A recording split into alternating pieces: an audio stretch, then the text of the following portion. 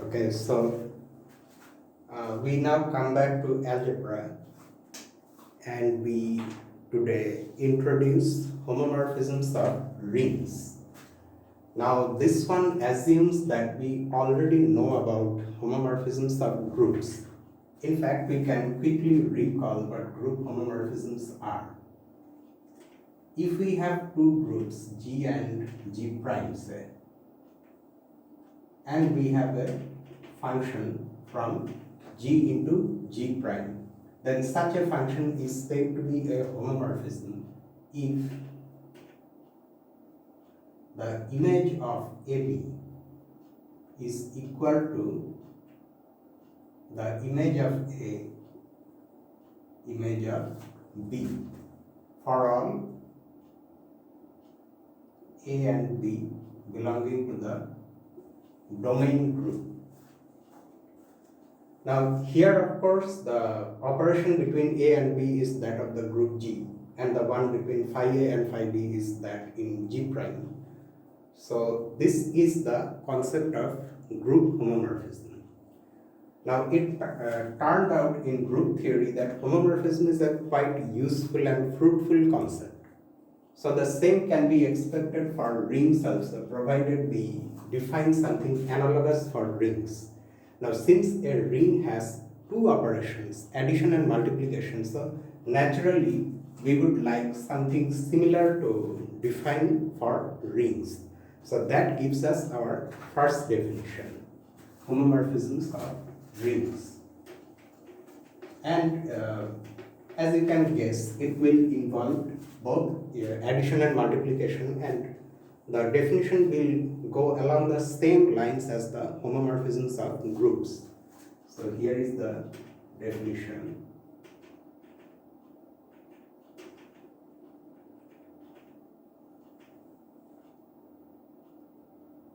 Let R and R prime be rings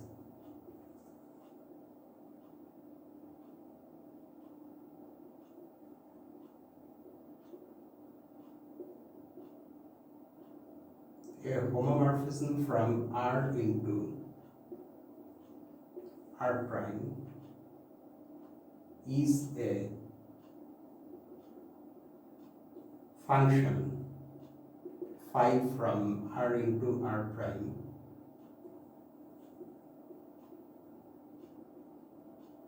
such that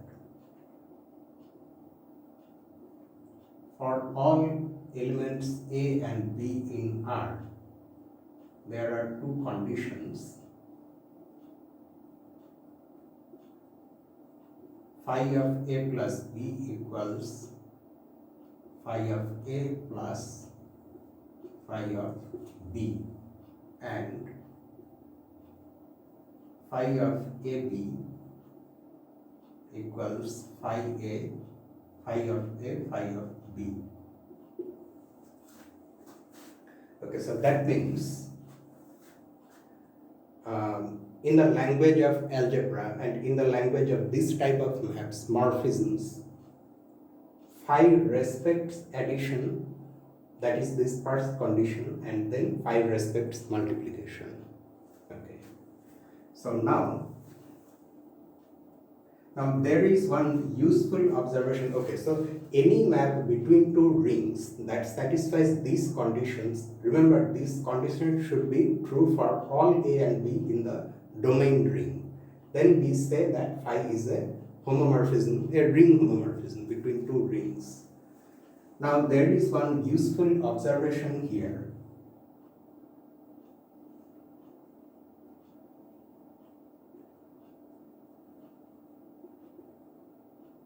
Observe that if we consider the rings R and R prime as merely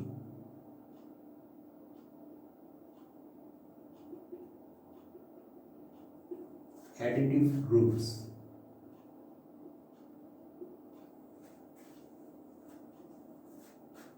additive groups means, of course, because a ring is after all an abelian group under addition, we are talking about those groups. R is an abelian group under its addition and R prime is an abelian group under its addition. So if we consider these structures R and R prime as merely groups, additive groups, then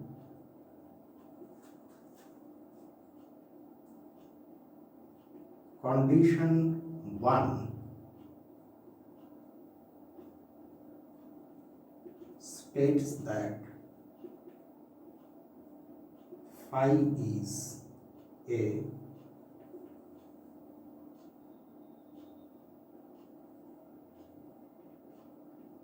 homomorphism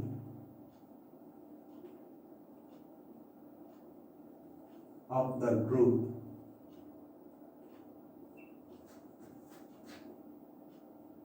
into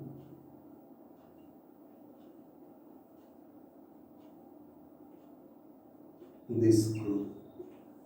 Although we have written plus, but you can understand that these are two different operations in the respective rings.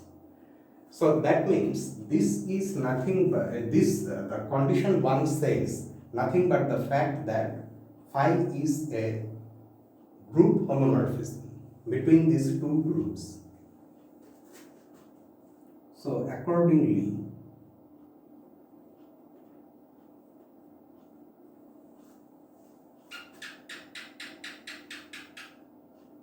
any result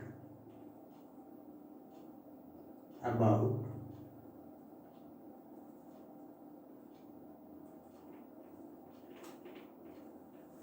homomorphisms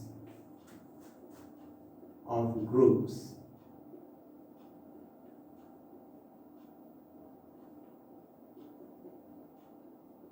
carry over to rings as far as addition is concerned.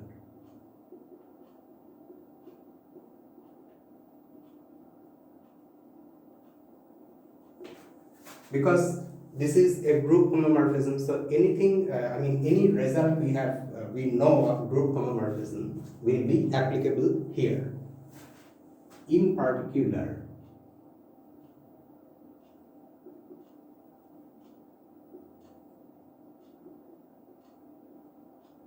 we can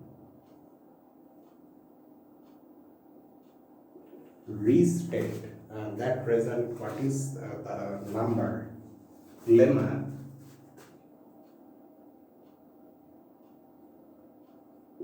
two seven two. This is coming from the second chapter, that is on group theory. We can restate lemma 272 in the case of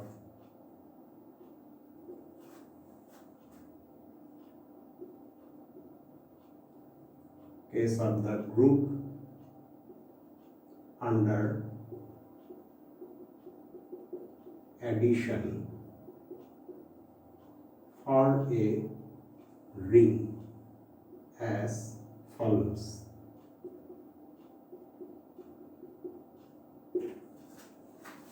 Okay, and that lemma just it was the result in group theory, which says that any homomorphism maps the identity element onto the identity element, and a similar one is there for inverses.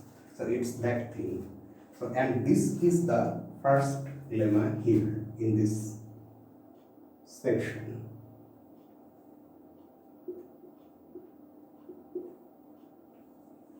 Okay. Let phi be a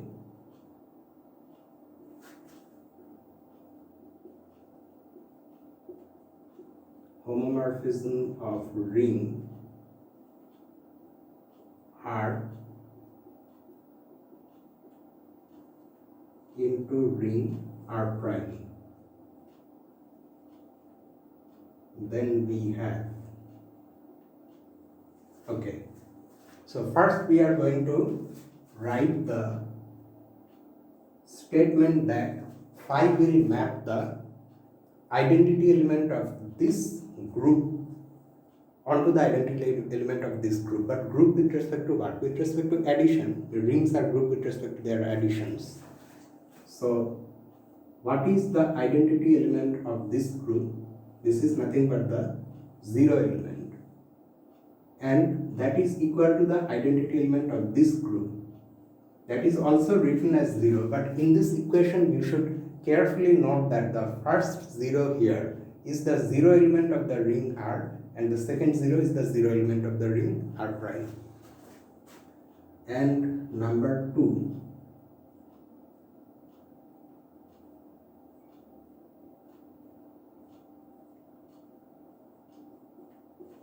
okay, for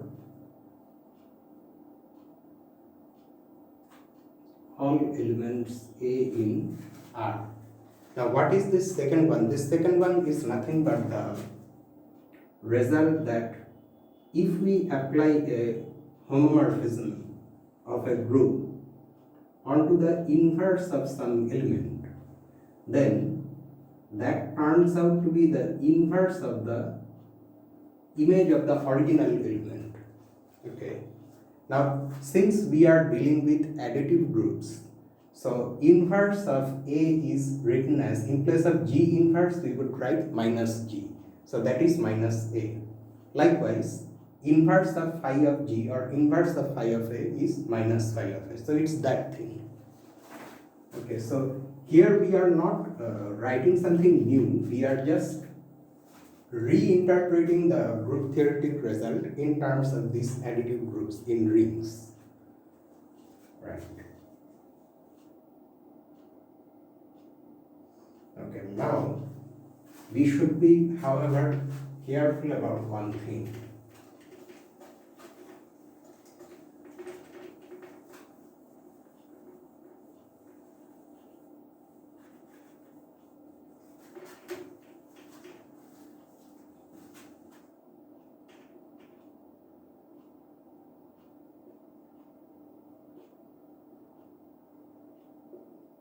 A word of caution.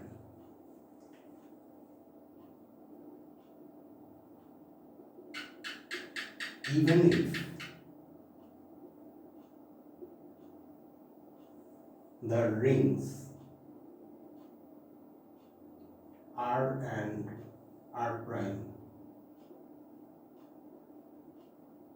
have their respective unit elements, 1 and 1 prime, that is, as general rings R and R prime in the context of a homomorphism with R as domain and R prime as range. A general ring need not have a unit element, but if the rings, both the rings happen to have unit elements, where one is the unit element of R and 1 prime is that of R prime, it's not necessary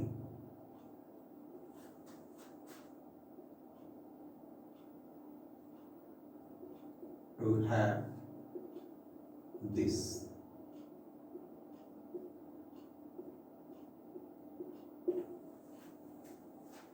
The unit element of R need not be mapped onto the unit element of R prime. In general, that does not happen. In fact, some authors require this to for a homomorphism. That is, they insist that whenever R and R prime are rings with unit elements, then a function will be called a homomorphism from R into R prime if not only there it respects addition and multiplication, but it also maps, it respects unit elements. But for us, that's not a requirement. We don't need that, and it may not be the case in general. However, there are situations when this will happen. If R prime is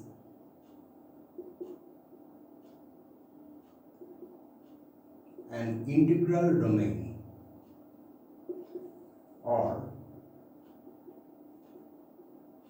if r prime is arbitrary,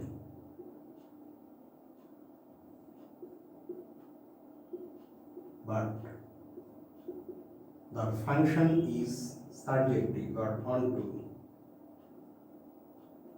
then we indeed have this.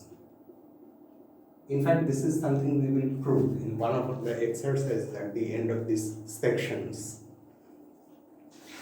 So, in that particular case, if the range ring is an integral domain or if the function is onto, then this indeed is true. Okay. Now next comes so we now have a definition of homomorphisms of rings. Now when we define group homomorphisms, we came across something called kernel. What can we do about ring homomorphisms? I mean, what analogous can we do about ring homomorphism? So formally we can write like this. In case of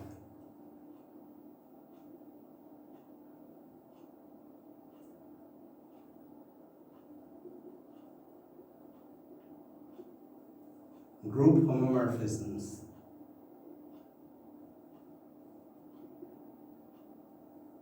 we defined a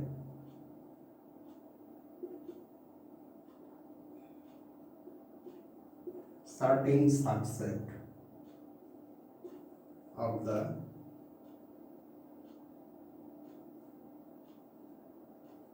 domain group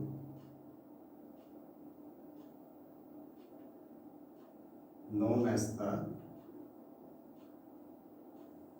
kernel of the homomorphism.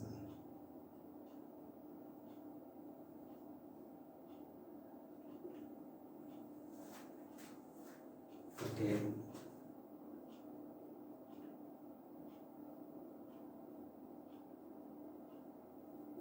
We now want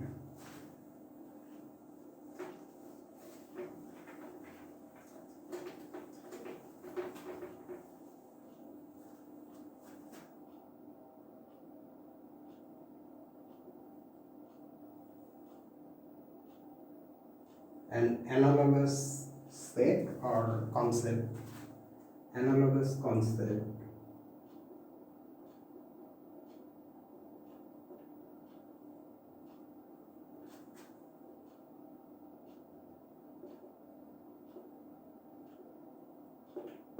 for ring homomorphisms. For groups, we know what kernel is.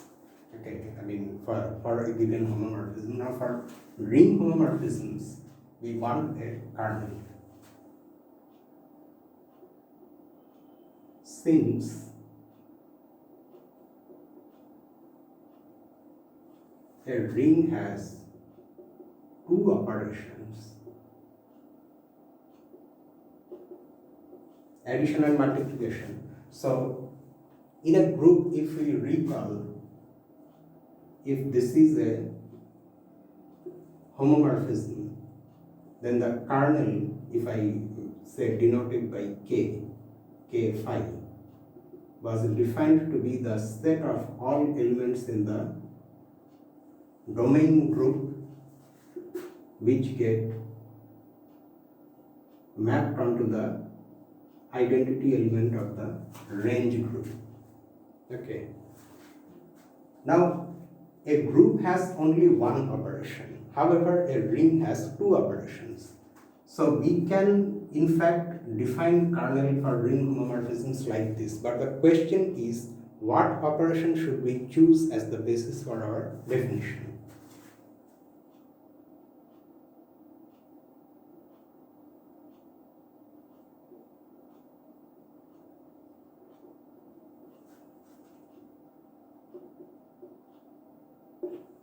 A natural question arises.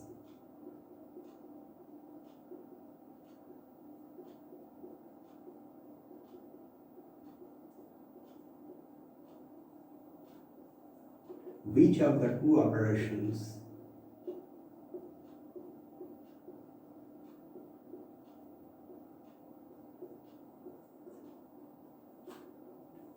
as the basis of our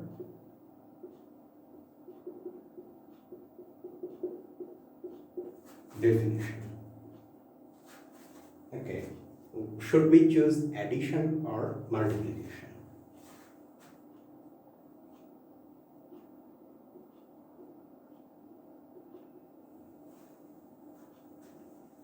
This choice, however,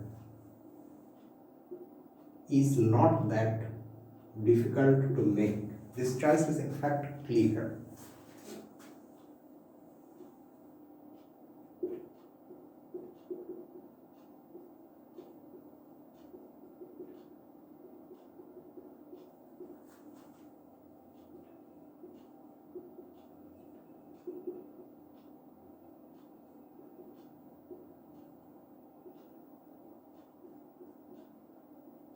Built in the definition of a ring is a group structure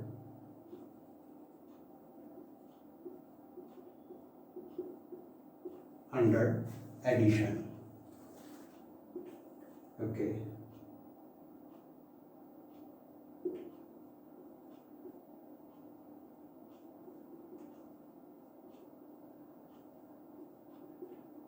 The multiplication operation is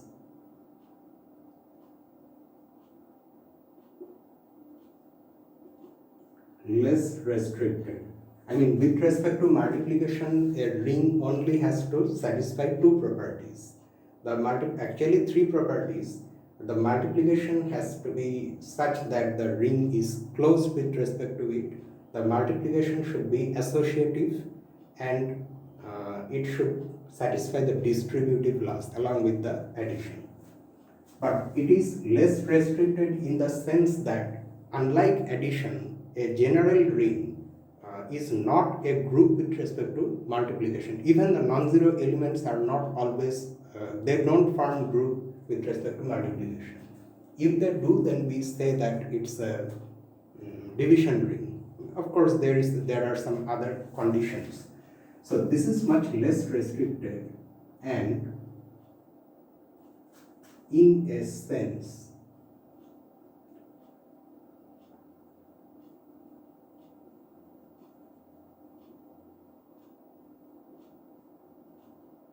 much less under our control.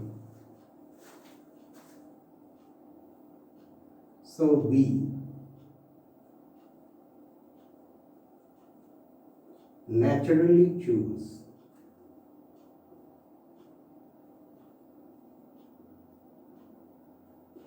the addition operation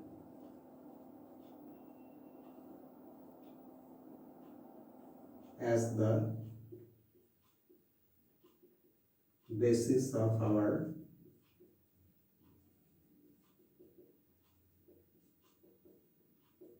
definition.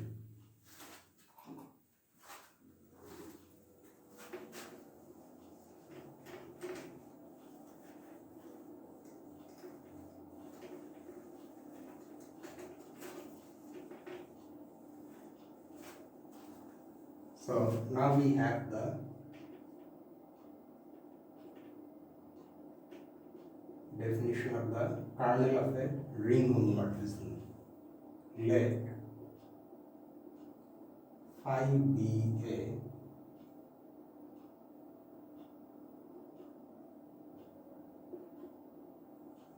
homomorphism of ring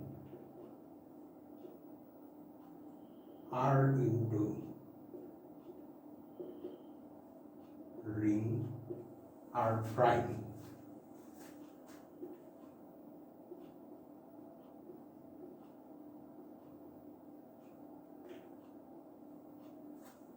The kernel of phi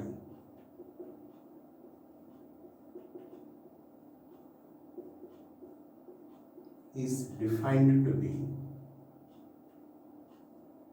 it is denoted by, we revise this symbol, kernel of phi is denoted by I of phi, and by definition it's the set of those elements in the domain ring which get mapped onto the zero element of the codomain ring. You may see that we don't bother to distinguish between zero elements in two rings or things like that. That's because even without mentioning such things, this equation is meaningful. Only thing you have to understand that since phi a is ultimately an element in R prime, it can only be equal to the zero element in R prime. We cannot interpret this as the zero element of R. It won't make sense unless, of course, it's given that R is equal to R prime. In general, if we see things like this we have to understand from the concept, I mean from the context, what the equation means. Okay, so you can see here that this is nothing but the kernel of the group homomorphism phi from R into R prime, where we are considering these as additive groups. So this is nothing but the kernel of that group homomorphism.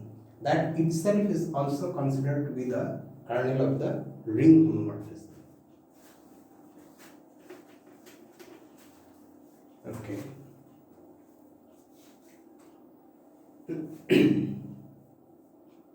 And that's why, since this is the kernel of a group homomorphism, ultimately we can rewrite a lemma that we have in group theory that a kernel of a group homomorphism satisfies, and that lemma is this.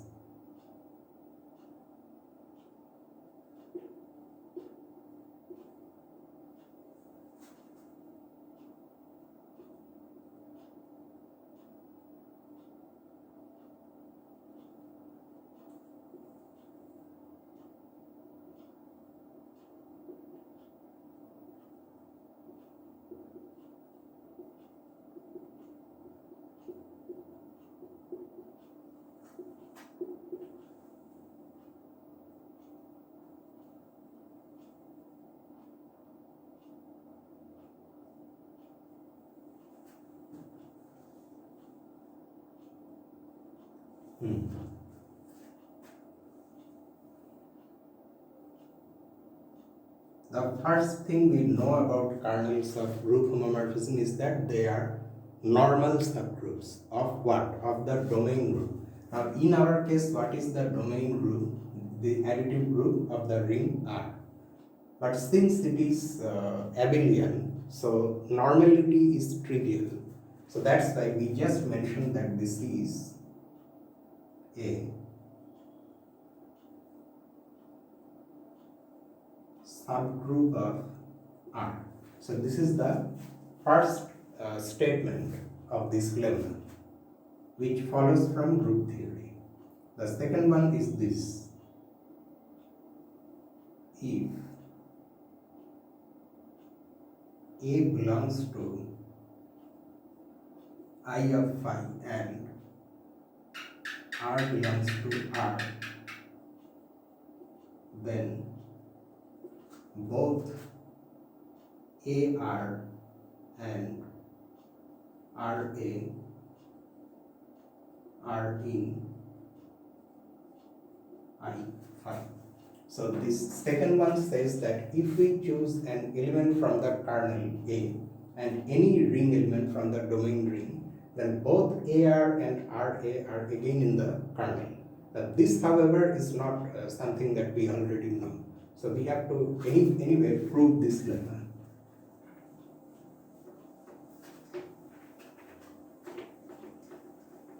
And the proof is really very easy, but the concepts are very important.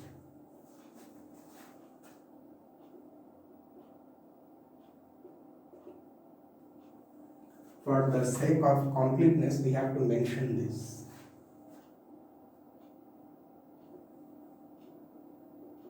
Since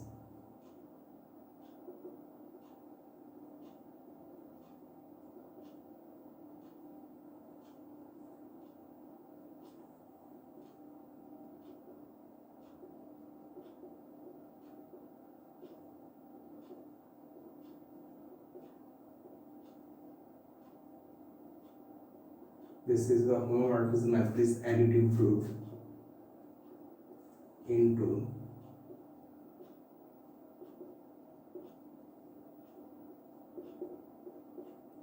this additive group and K phi. K phi, according to the group theoretic notation in Herstein's book, is the kernel of the homomorphism phi, group homomorphism. This is nothing but I phi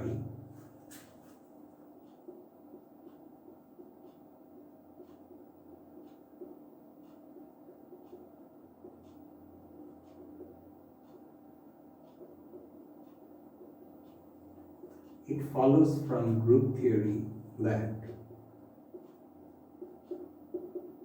I phi is a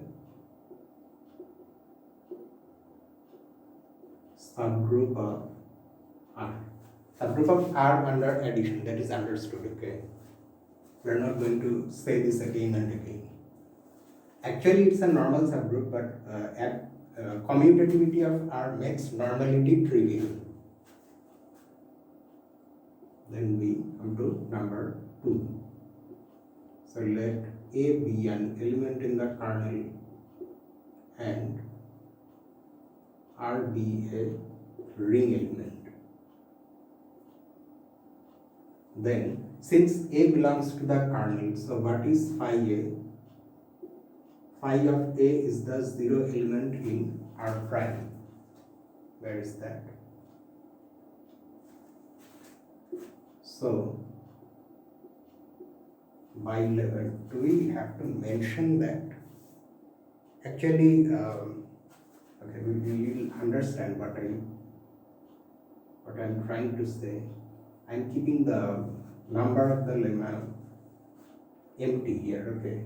I'm not writing that. So by lemma this, we have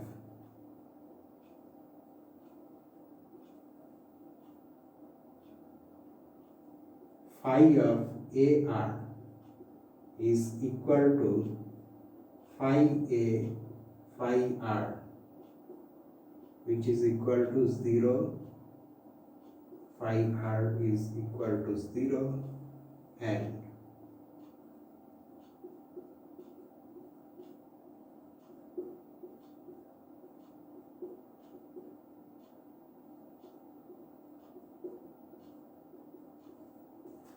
so here what I am using is the fact that in a ring, if we multiply any element with the 0 element, then we get 0. So it's that lemma. And 3 to 1.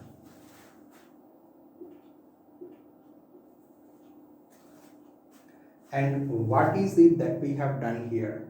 We have calculated the image of the element AR, and this the lemma 3 to 1 is being used in the ring R prime, because this is the 0 element of R prime and this is any element. Phi R is any element in R prime.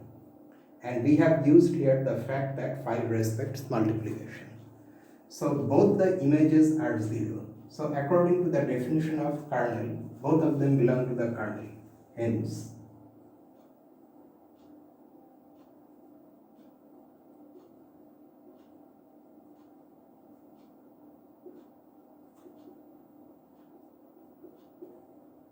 and that completes the proof. It's very easy, but nonetheless important.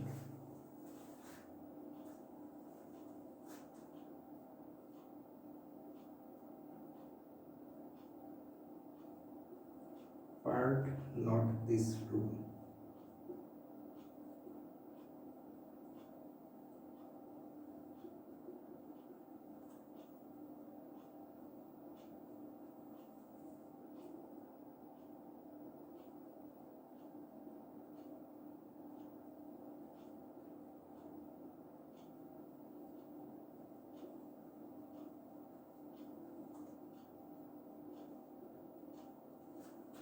That the kernel of a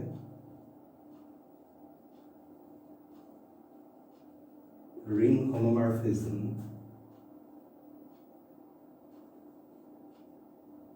swallows up multiplication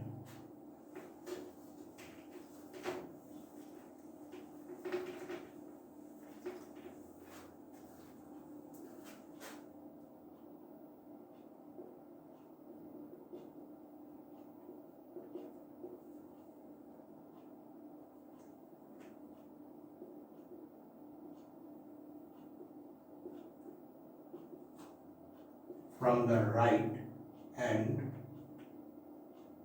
left by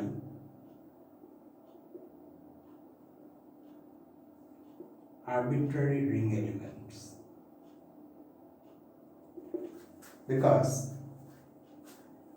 when we have an element in the kernel and any arbitrary ring element, then whether you multiply A or whether you multiply A from the right by an arbitrary ring element or from the left by such an element, then the product is again inside I file, inside the kernel. So in that sense it follows that multiplication from both sides. Okay. Now, having seen this two things defined for us, homomorphisms of rings and kernels of homomorphisms, we now look at some examples of ring homomorphisms.